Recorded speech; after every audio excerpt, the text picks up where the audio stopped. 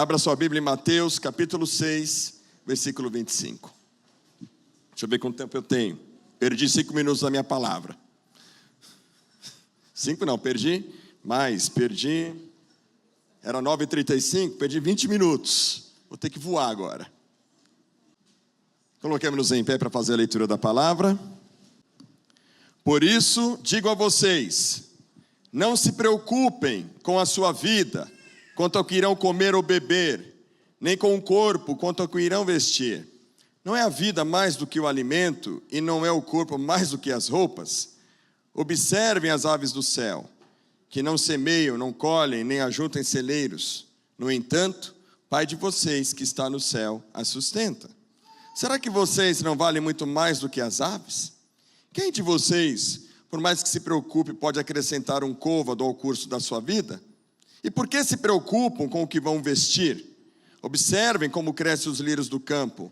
Eles não trabalham nem fiam. Eu, porém, afirmo a vocês que nem Salomão, em toda a sua glória, se vestiu como qualquer deles. Ora, se Deus veste assim a erva do campo, que hoje existe, e amanhã é lançada no forno, não fará muito mais por vocês, homens de pequena fé?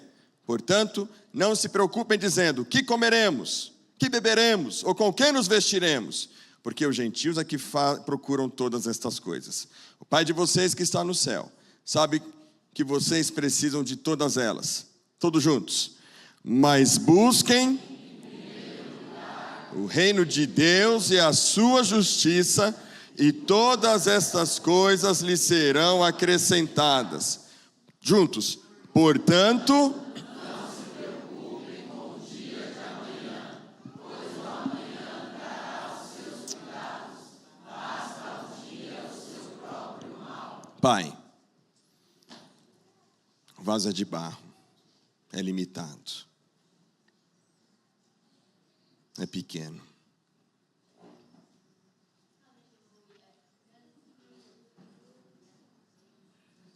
Espírito Santo, passeia no nosso meio nesta manhã, Senhor. Estamos limitados também pelo tempo. Mas o Senhor não está sujeito ao Cronos. Basta uma palavra, em 30 segundos, e o Senhor traz vida, Pai.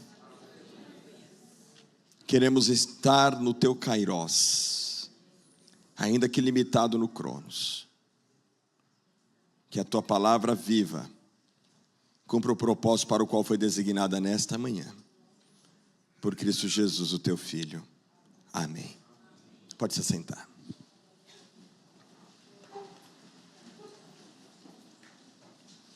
Nós estamos começando hoje uma série de mensagens. A gente está falando sobre a prática das disciplinas espirituais. Começamos falando sobre a importância da oração em fevereiro. Fizemos uma abordagem diferente, falando da importância da palavra em março. E hoje, em abril, introduzindo este mês, nós queremos introduzir uma série de assuntos sobre mordomia cristã.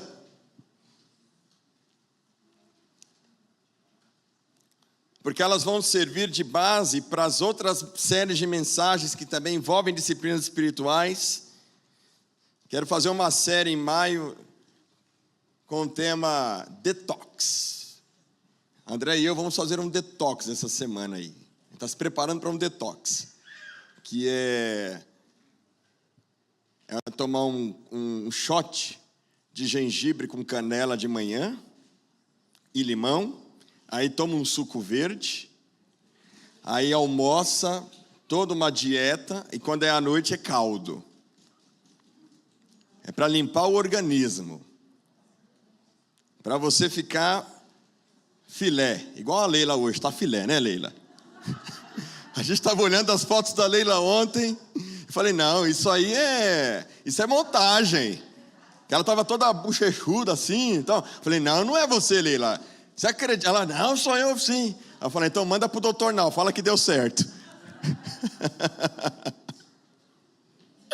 Então você imagina que a vida espiritual, ela também precisa desse detox.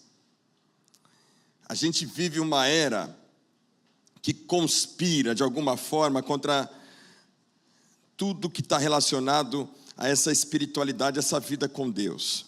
E muitas vezes as pessoas, nessa correria que a gente vive, desse estresse, da falta de tempo, da falta da possibilidade de cuidar do corpo, da dificuldade que a gente tem, irmãos, de parar para cuidarmos de nós mesmos, como isso afeta a nossa vida espiritual, como isso adoece a gente, adoece a nossa relação com Deus.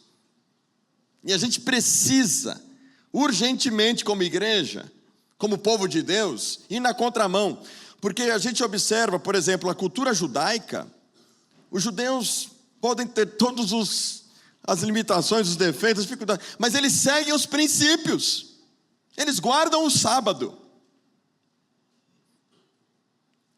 É fundamental ter esse período sabático, o Shabat. Você não faz nada a não ser cuidar do seu corpo, organizar a sua vida. É proposto no Antigo Testamento, e a gente não sabe se isso aconteceu em algum momento da história, o jubileu.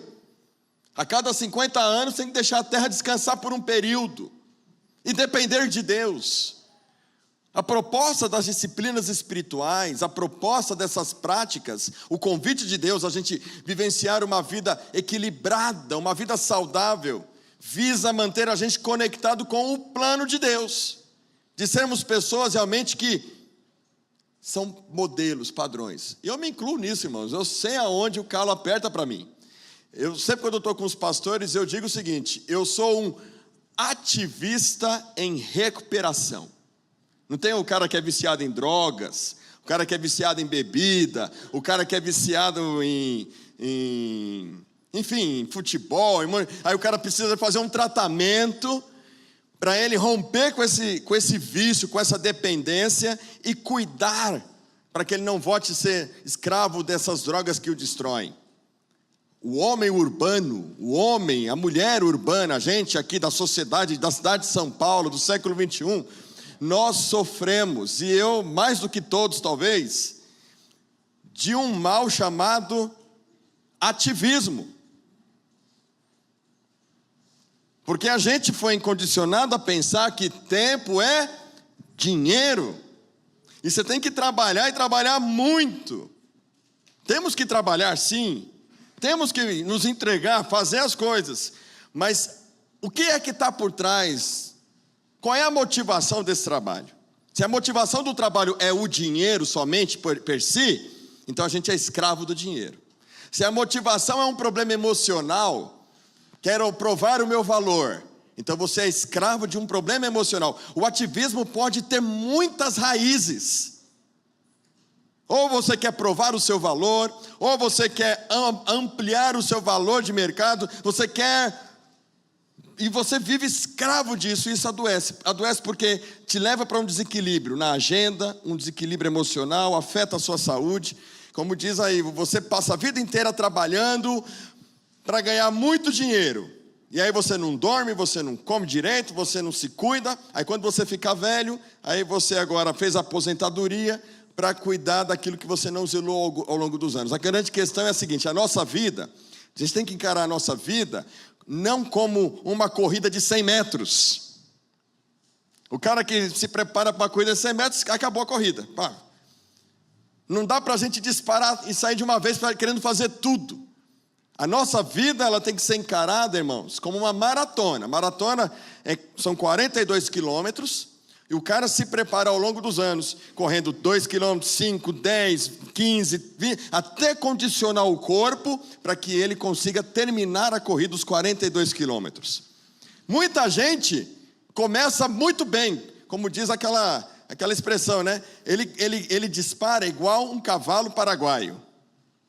Ele corre com tudo na vida, só que quando chega lá na metade do caminho, ele espana, ele entra em crise, e aí aqueles que começaram atrás dele, mas que se prepararam e vêm se preparando, tendo equilíbrio, ultrapassam ele e ele chega longe. Como que isso acontece em termos práticos? Meus irmãos, não adianta você querer... Jesus fala, o que adianta a gente querer ganhar o mundo inteiro e perder a nossa alma, né? O que adianta você ser uma pessoa muito intensa em tudo que você faz e chegar a determinado momento que você já não tem mais energia, Porque você não priorizou tempo com Deus, não priorizou sua família, não priorizou a sua saúde, não priorizou a sua intimidade com Jesus Cristo, não priorizou as coisas que deveriam ser feitas com equilíbrio. Em determinado momento da sua vida você espana. E aí você está com um casamento ruim, está com a saúde ruim, o ministério não avança, você trava totalmente porque não teve equilíbrio, não soube administrar tudo que Deus te deu: tempo, dinheiro, família, saúde. A gente vai falar sobre isso, sobre a mordomia cristã. A gente vai falar sobre como é viver uma vida saudável à luz da palavra de Deus. Então hoje eu vou fazer uma introdução, semana que vem o Aníbal vai falar sobre a mordomia do corpo. No terceiro domingo eu vou falar sobre a mordomia do dinheiro. No último domingo o pastor Williams vai falar sobre a mordomia do tempo. E no conjunto da obra, é a gente pensar o seguinte: como ter uma vida segundo Deus? Como ter uma vida na administração das finanças, no cuidado com o corpo, no cuidado com o tempo, segundo Deus. Porque tudo é dele, amém, irmãos? Esse é o grande ponto, essa é a chave da mordomia cristã. Salmo 24, coloca para nós, João. Salmo 24:1 é o ponto de partida. E eu estou pregando para você e estou pregando para mim. Você acha que eu também não estou fazendo uns exercícios assim já há algum tempo? Melhorei muito. Quando eu comecei meu ministério, Maciel vai ouvir isso, vai ficar escandalizado. Quando eu comecei meu ministério, irmãos, tempo integral, né? Já era pastor há 3 anos. Quando eu virei pastor titular de Vila Moraes, com 26 anos de idade, eu pensava assim, a igreja me pagava um salário, e eu pensava, eu preciso fazer jus a esse salário, é dinheiro suado de dizimista, e o povo tem que ver que eu trabalho. Eu chegava na igreja, irmãos, na segunda-feira de manhã, segunda-feira é o dia da folga pastoral, eu chegava aqui às 8 da manhã, saía daqui 1 da manhã, na terça-feira estava aqui 8 da manhã, saía daqui 1 da manhã, na terça-feira, na quarta-feira, e assim era a minha rotina, de segunda a segunda, fazia 40 visitas por mês, tem os relatórios lá até hoje. Só que, nessa vida corrida de visitar os irmãos, Vila Moraes grande, né, 300 pessoas na época, correndo para lá e para cá, feito um louco, quando chegava no domingo para pregar, a palavra não alimentava o rebanho. Muita gente saiu da nossa igreja em 2010, 2011, elas falavam assim: pastor Rodrigo, nós vamos para outra igreja porque a palavra não alimenta. Uma palavra muitas vezes dura, muito ríspida. Mas por quê? Porque eu não tinha tempo para orar. Eu não tinha tempo para preparar um sermão. Eu não tinha tempo, irmãos, para sequer cuidar de mim. Sabe quem pagava o pato? Andréia pagava o pato dessa agenda louca. Mas eu não fui orientado. Eu não sabia o que era ser pastor de tempo integral com uma agenda livre. E tudo que eu não queria era que os irmãos pensassem que eu não trabalhava. Tudo errado, né? Tudo errado. E onde é que a gente encontra esse equilíbrio? Em ouvir a Deus. É Ele que é o Senhor da igreja, o dono da agenda. Vamos ler todos juntos, Salmo 24:1, 1, 2, 3. Ao Senhor e a sua plenitude, o mundo e os que nele... Diga para o seu irmão, você pertence ao Senhor. Você pertence ao Senhor, Fabiano.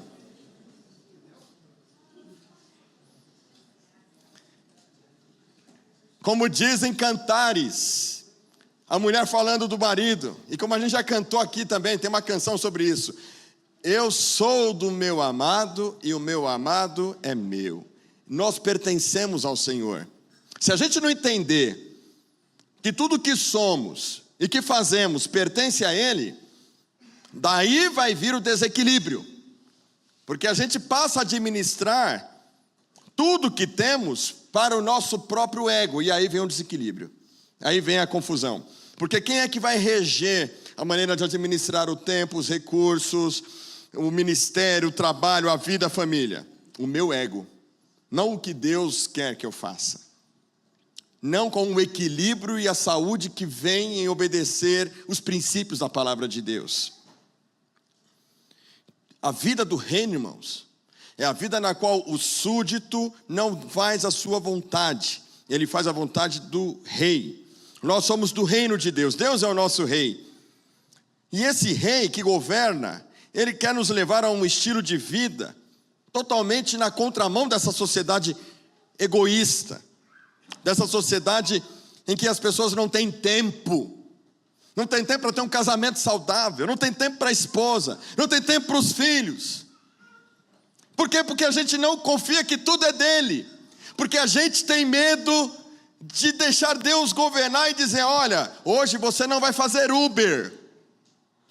No domingo você não vai fazer Uber no horário do culto.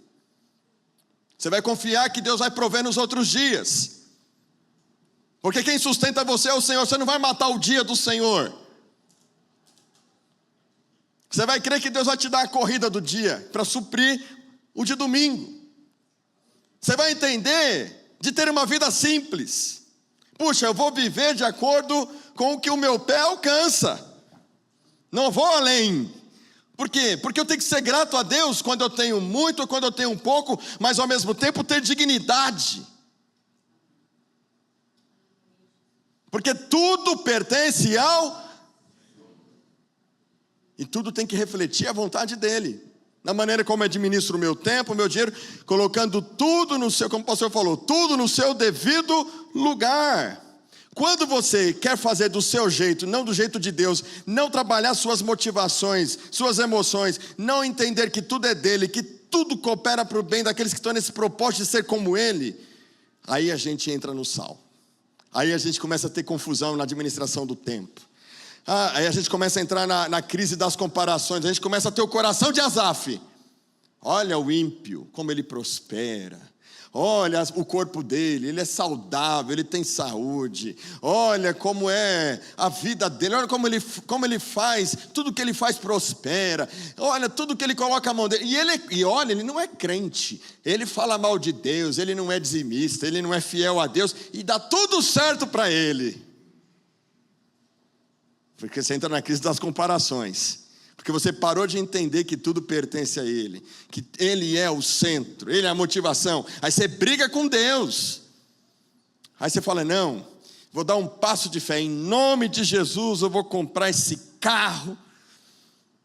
Porque eu sou servo de Deus. Se o ímpio prospera, Deus vai cuidar de mim. Aí você entra no crediário, faz um monte de parcela, e aí você não tem mais como pagar, aí você briga com Deus, você fica revoltado porque não tem como pagar, porque você não entendeu de que tudo na sua vida tem que partir da dependência, da orientação de Deus. E se alguma coisa não está boa aqui no coração, que está fazendo você ter uma visão desfocada da maneira como administrar o recurso, o tempo, os relacionamentos, então você vai quebrar os princípios da mordomia cristã. Amém, irmãos? Amém. Então assim, eu estou dando um geralzão de introdução para mostrar que o texto que nós lemos, o Evangelho de Mateus capítulo 6, Jesus não importa qual é a época, a década, o milênio, o ser humano é o mesmo. E Jesus está falando aqui, chamando a gente para um estilo de vida que glorifica a Deus. Tratando da questão das preocupações. A vida que glorifica a Deus é uma vida financeira desgovernada? Viver endividado, sem liberdade financeira? Porque esse é o jeito do brasileiro de viver? Não? Eu quero que o meu nome esteja apenas inscrito no livro da vida, amém, irmãos? Amém. Não quero o meu nome no Serasa. Você não pode ter o nome no Serasa. Mas para eu não ter o nome no Serasa, eu tenho que ter contentamento. Em julho de 2 anos atrás, a gente era um pouco de 74 milhões de brasileiros no Serasa. Nós temos 200 milhões de brasileiros, 220 milhões, 74 milhões com nome no Serasa. Claro que existem as fatalidades, eu não estou falando das exceções. Mas infelizmente tem virado regra e um estilo de vida do brasileiro. Pessoas com esse peso sobre os ombros dela. a pressão da presunção a respeito das expectativas, de querer satisfazer a vontade dos outros, de viver buscando a aprovação dos outros. Isso nos rompe, nos tira da mordomia. Pressão interna pelo medo de errar, de fracassar. Assim eu fazia o meu ministério. Meu ministério não tinha Jesus e a vontade de Deus como ponto de referência. Então, por não ter esse equilíbrio, de entender que a minha relação com Deus é quem determina a agenda e como eu devo fazer meu ministério, a minha mordomia ficava afetada na maneira como eu administrava meu tempo, como eu administrava as minhas relações, afetava o meu casamento. Eu fazia o ministério e fazia o ministério de maneira desequilibrada. Uma pressão interna. Então a gente constata um fato de que o outro, quem está do seu lado, as pessoas, e a preocupação excessiva com o futuro. O que vai ser? Vou comprar, não vou? Vou realizar, não vou? Tem muita influência sobre o modo como as pessoas vivem, como elas lideram, como elas perdem a paz e a alegria. A gente saiu da pandemia, né? Lembra que a gente tinha tempo até para fazer caminhada? E hoje, a gente pode falar de novo, não tenho tempo. Não aprendemos nada. Quero dizer para você nessa manhã, Jesus quer que você tenha uma vida abundante. Uma vida saudável, uma vida cristã que reflita Cristo. Mas é possível isso, pastor? Você acredita? Quantos acreditam que é possível uma vida sem ansiedade, sem preocupação aqui? Pois é, por que a gente não está vivendo, não? Se a gente acredita. Qual que é o ponto de partida? Como fazer isso? David Cornfield, ele tem uma definição de vida simples que eu gosto muito. Eu vou ler para você, diz assim, ó. Uma vida simples, acho que até coloquei no boletim, está no meio aí do boletim na frente. É uma vida não complicada, nem corrida, que dispõe de tempo e flexibilidade para desfrutar e estender o reino de Deus. Então vamos lá, primeira pergunta, sua vida é complicada? Segunda pergunta, sua vida é corrida? Terceira pergunta, você dispõe de tempo e flexibilidade para desfrutar e estender o reino de Deus? Se as três perguntas foram não, estou reprovado, glória a Deus, você está no lugar certo, Deus vai te ajudar, amém, irmãos? Quem quer viver essa vida aí? Eu quero. Então, uma das maneiras mais poderosas, assim, para a gente, no mundo, nesse século, a gente dá testemunho para o colega de trabalho, para o vizinho, para a família, para as pessoas à nossa volta, na universidade, no mundo de hoje que a gente vive.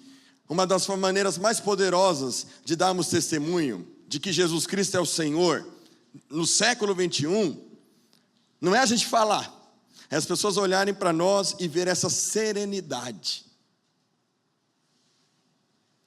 Aí quando alguém falar assim, cara, você é uma pessoa equilibrada, você é uma pessoa plena, você é uma pessoa saudável, qual é o segredo? Você vai falar para ele, eu entendi que Jesus é o Senhor da minha vida e tudo pertence a Ele. Esse é o ponto. Eu quero que as pessoas olhem para o pastor Rodrigo assim, pastor Rodrigo é um cara que sim, as pessoas veem eu postando foto toda hora, falam, pastor Rodrigo não para, né? Não para. Não tem tempo. Não, eu tenho tempo sim, tenho tempo. Eu tenho tempo. O Júlio vê aí, eu não tenho tempo, Júlio? O Júlio vem, só viaja, né? Não, é o trabalho, né? Estou trabalhando. Mas um pastor falou algo para mim esses dias que eu falei, caramba, meu, é fantástico isso, né? Pessoas que trabalham intensamente por causa da personalidade, do jeito de ser e tudo. Claro, buscando equilíbrio, saúde, direção de Deus, também devem descansar intensamente. E é isso que eu vou fazer. Vou tirar uma semana para mim aí esses dias. Uma semana inteira. A Andréa vai confiscar o meu celular. Então você não morra entre dia 11 e dia 19 de abril, por favor. Qualquer coisa o Giba vai fazer o seu velório.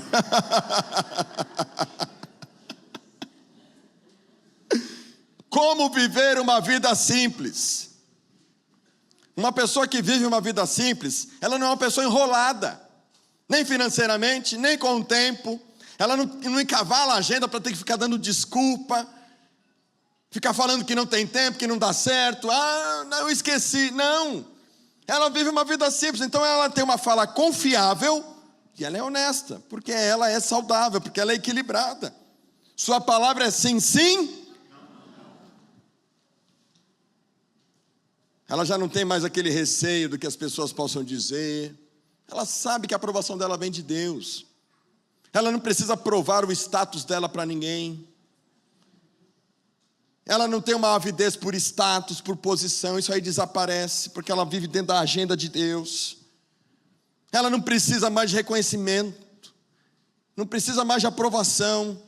Ela descobriu o valor dela em Deus, a identidade dela em Deus. Então ela vai ser uma pessoa equilibrada. Ela tem desapego dos bens dela. Não é não? Sua mulher, seu marido está te falando, minha irmã, você tem 50 pares de sapato lá mofando, ocupando o seu guarda-roupa, roupa velha, um monte de roupa lá que você nem usa. Aí você tem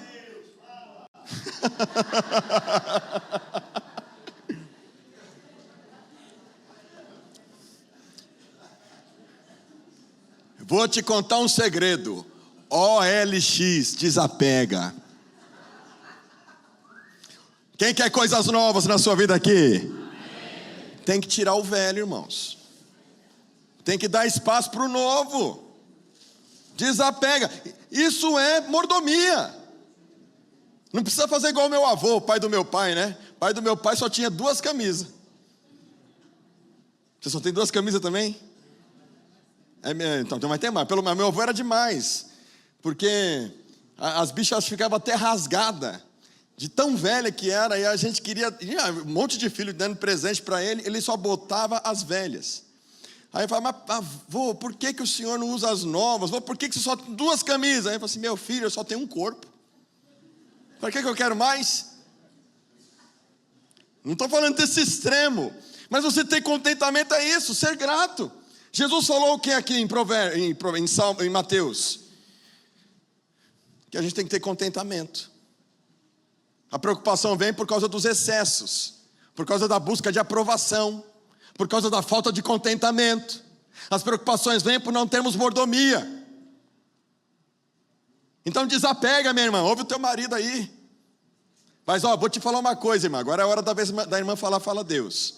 O teu marido vai te dar dinheiro para você comprar coisas novas.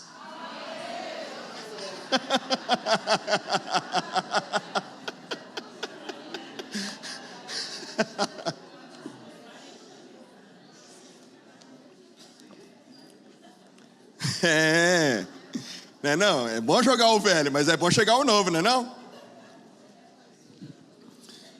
Você sabe que a Andréia, a minha esposa, precisava renovar o guarda-roupa. E um monte de coisa velha para jogar fora. E aí ela falando, tem que desapegar. Aí eu falei, amor, vamos orar, porque não tem dinheiro. Aí de repente, um dia, a Leila liga para a Andréia, manda uma mensagem e fala, uma mulher se desfez do bazar, tudo novo. Meus irmãos, a Andréia renovou o guarda-roupa. Essas roupas que ela está usando, tudo chique. Não fui eu que comprei, foi o papai do céu que deu. Mas é isso, o contentamento faz isso. Se você entende que tudo pertence a Ele, meus irmãos, Deus dá um jeito de você receber. Mas enquanto você não recebe, você é grato, amém? Porque o que faz a gente romper com a mordomia do jeito de Deus é a ingratidão, é a comparação, é a preocupação, é a ansiedade. O convite de Deus para a gente esses dias é reconhecer que tudo é dele. O texto que nós lemos, Mateus, é tido como o coração da vida simples. Então vamos lá, deixa eu ver quanto tempo eu tenho ainda. Puxa. Vamos lá. Mateus 6, 25, 31 e 34. Versículo 25. Por isso digo a vocês, não se preocupem. Versículo 31. Portanto, não se preocupem. Versículo 34. Portanto, não se preocupem. A gente sabe que quando Jesus quer dar uma ênfase em algo, e é algo que a gente pode falar assim, isso aqui é Deus falando, é vontade de Deus plena. ele fala 3 vezes. Não se preocupem, não se preocupem, não se preocupem. Preocupar-se ou andar inquieto não combina com o descanso da graça. O que é graça? Favor. A teologia que é pregada aí fora é que você tem que fazer por merecer a bênção de Deus. A teologia pregada aqui dentro é que você não merece nada e que tudo que você recebe é dádiva de Deus. Aí é que está a diferença. Quando a gente entende que tudo a gente recebe pela graça de Deus, ou seja, por favor e merecido, não tem justiça própria, eu mereço, eu fiz por onde. A gente não tem o coração de Asaf. A gente tem um outro coração, o coração que Jesus quer nos ensinar, a não andar ansioso, a não ser, porque ansiedade no grego significa ser atraído por várias direções. É estar em constante movimento sem sair do lugar. Ansiedade é como você está em cima de uma esteira, você corre 1000 quilômetros, mas você não saiu do lugar, e fica cansado. E alguns falam, eu estou tão cansado, mas eu não fiz nada, só pensando. Não é não? Não é assim as pessoas hoje? A crise da ansiedade, completamente diferente de descansar, irmãos. Segundo uma psicóloga, a preocupação é um processo mental que nos tira o sono e nos consome dia a dia com dilemas a que damos importância excessiva. Então como que a gente vive no descanso, pastor? O reino de Deus é o estilo de vida que está fundamentado no descanso. Então como que a gente vive esse descanso? Essa confiança para viver essa mordomia segundo Deus. Primeiro, considere dádiva de Deus tudo que você possui, porque tudo é dele. É dádiva. Deus, obrigado por tudo que eu tenho. O sol que a gente tem não resulta do nosso esforço. Foi Deus que deu. A chuva, as nuvens, tudo isso é um cuidado gracioso de Deus. Como é que a gente ora no Pai Nosso? Mateus capítulo 6, versículo 11. Coloca para nós, João. Mateus 6, 11. Como é que a gente ora? Vamos ler o texto todos juntos. Mateus 6, 11. 1, 2, 3.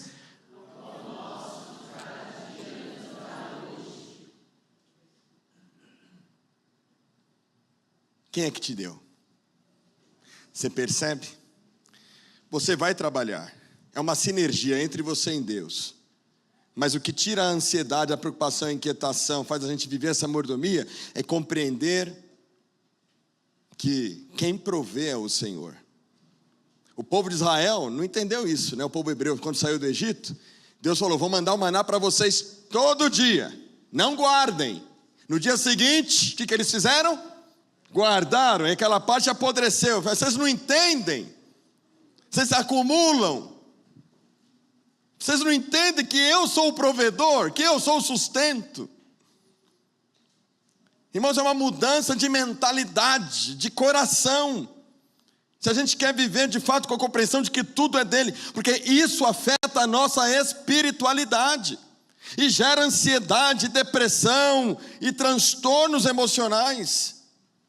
A gente tem que ter o coração de Davi, como diz 1 Crônicas 29, 13. Porque quem sou eu e quem é o meu povo para que pudéssemos dar voluntariamente estas coisas? Porque tudo vem de ti e nós só damos o que vem das tuas mãos. O que você tem, o que está na sua mão, veio do Senhor. Tudo é dele. Do Senhor é a terra, a sua plenitude e todos que nele habitam. Deus cuida de você. Mas quando a gente sai dessa compreensão, vem aquela insegurança. Será que Deus cuida de mim? Coloca lá, Deuteronômio 8, 17. Deuteronômio 8, 17, João. Vamos lá, o 17 e o 18 a parte A. Portanto, não pensem, a minha força e o poder do meu braço me conseguiram essas riquezas. Pelo contrário, lembrem-se do Senhor, seu Deus, porque é Ele quem lhes dá força para conseguir riquezas. É Deus, irmãos. É Deus, é o Senhor que supre. Viu, filhota? Não é o papai. E se o papai não tem condições de dar, seja grato pelo que tem. Tendo o que comer, tendo com o que se vestir, sejamos gratos no nosso coração. Quantos estão passando fome aqui? Tem alguém passando fome no nosso meio?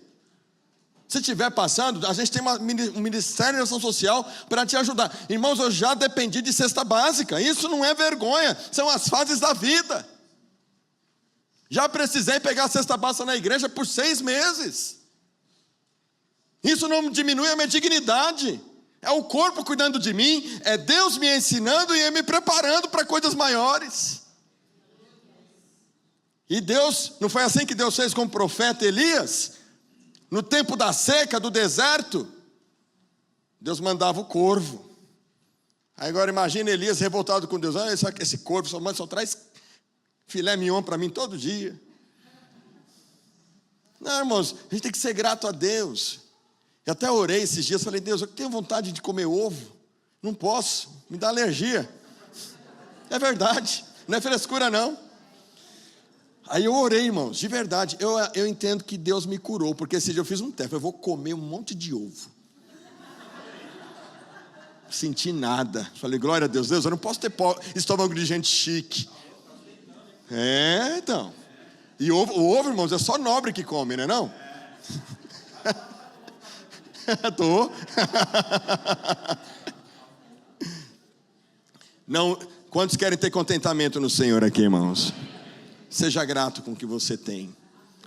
Se é pouco, se é muito, entenda que provém do Senhor e o Senhor está no controle da sua vida. Segundo, reconheça que é assunto de Deus e não nosso cuidar do que temos e do futuro, porque tudo é dele. Se tudo é dele, Deus é capaz de proteger o que Ele pôs em nossas mãos. Salmo 127, João, coloca para nós. Eu amo esse salmo, irmãos. Salmo 127, vamos ler todo mundo junto. 1, 2, 3. Se o Senhor não edificar a casa, em vão trabalhos que edificam. Se o Senhor não guardar a cidade, em vão vigia e sentinela. Agora essa parte é da hora. Será inútil levantar de madrugada, dormir tarde, comer o pão que conseguiram com tanto esforço. Bem forte agora. Aos seus amados Ele o dá enquanto dormem. Só vê o cuidado de Deus quem descansa. Fala para o seu irmão, descansa, meu irmão.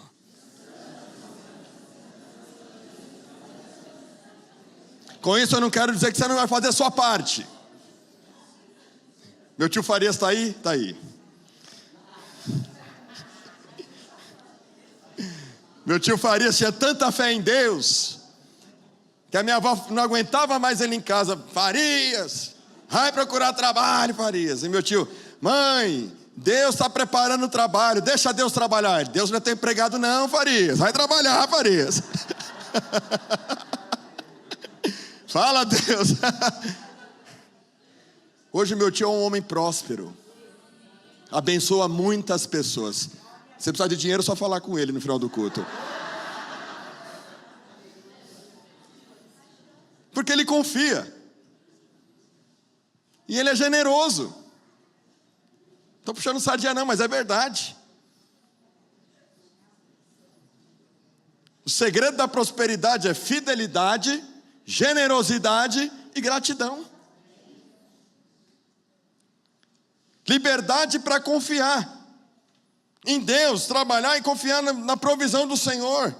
Isso inclui sua reputação, seu emprego, seu futuro, seu trabalho. Irmãos, não adianta nada a gente se preocupar com aquilo que não está no nosso controle, porque a gente não sabe se vai chover amanhã ou não, se vai fazer sol ou não, se vai sofrer um acidente ou não, se vai... Entenda que é assunto de Deus o nosso futuro. Ele fala isso aqui no texto, né? Olha só que interessante, no texto que nós lemos, versículo 26. Observem as aves do céu.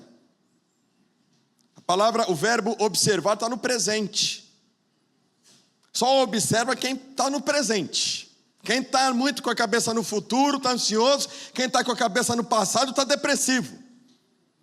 Deus atua no presente. Ele fala, observem as aves do céu. Não semeiam, não colhem, nem ajuntam em celeiros. No entanto, o Pai de vocês, que está nos céus, A sustentará. A sustentará. Está escrito assim o verbo? A sustentou. Está assim no passado? Está em que tempo? Que tempo que está esse verbo? Deus só atua no presente. Se você quer viver no descanso, a gente tem que aprender a viver o hoje. O Senhor está te sustentando agora. Quer ver outra coisa interessante? Versículo 28. E por que se preocupam com o que vão vestir? Percebe que a preocupação está no futuro, a ansiedade. Observem como crescem os lírios do campo. Não trabalham nem fiam. Eu, porém, afirmo a vocês que nem Salomão, em toda a sua glória, se vestiu como qualquer deles. Ora, se Deus veste, o verbo veste está em que tempo verbal, irmãos? Presente. Eu digo para você, vivo hoje, Deus está provendo. Observe, Ele está atuando, Ele está cuidando. Eu sei, irmãos, que às vezes a coisa não está do jeito que a gente gostaria, mas sua vida está nas mãos do Senhor. Do Senhor é a terra e a sua plenitude e todos que nele habitam. Eu olho para o Alex, futuro pastor Alex. Pregador, viu, irmãos? De monte, vai pregar aqui no domingo. Vou pôr para pregar. Bom de heresia.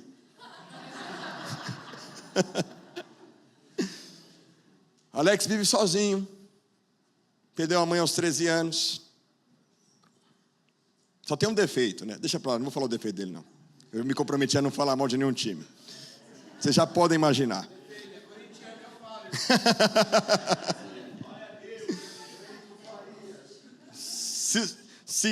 se comprometendo em ter contentamento em Deus. O cara mora hoje sozinho, paga o aluguel dele. Ó, irmãs, quem está solteira tem entre 20 e 25 anos. Está à disposição para o mercado.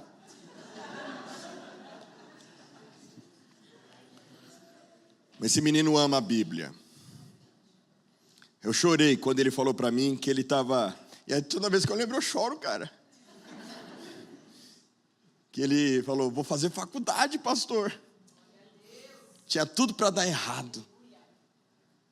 Mas uma coisa que o Alex sempre foi fiel, entender que tudo na vida dele pertence ao Senhor. É Ele que lava, que passa, que cozinha. Você paga alguém para limpar a sua casa? É você que limpa, né? E é limpinha, não é? É limpinha, é organizado, né? É você que lava suas roupas? É a máquina, né? Você só põe na máquina e pendurar. É você que pendura? Você que faz a comida? Não fica comendo besteira por aí toda hora não, né? Só iFood, né? Quando eu tenho cupom, né? É. Então, é um partidaço. E vai ser pastor. Ele podia estar lamentando, porque Deus não cuida de mim, porque a vida foi desgraçada comigo, perdi minha mãe aos 13 anos, não tive oportunidade, vou vender droga, vou virar um traficante, vou fazer qualquer outra coisa nessa vida. Ele entendeu que a vida dele pertence ao Senhor. Não tem desculpa para quem confia no Senhor, irmãos. Não tem. Nossas expectativas sobre aquilo que Deus vai fazer muitas vezes tem nos cegado para perceber o que Ele já está fazendo. Observem. Para pensar agora. Observa agora. Consegue olhar para a sua vida agora? Consegue ver a sua vida agora? Onde é que você estaria se não tivesse entregue a tua vida ao Senhor? Consegue perceber quantos livramentos, quantas contas que você achou que não fosse fechar e fechou? Observem.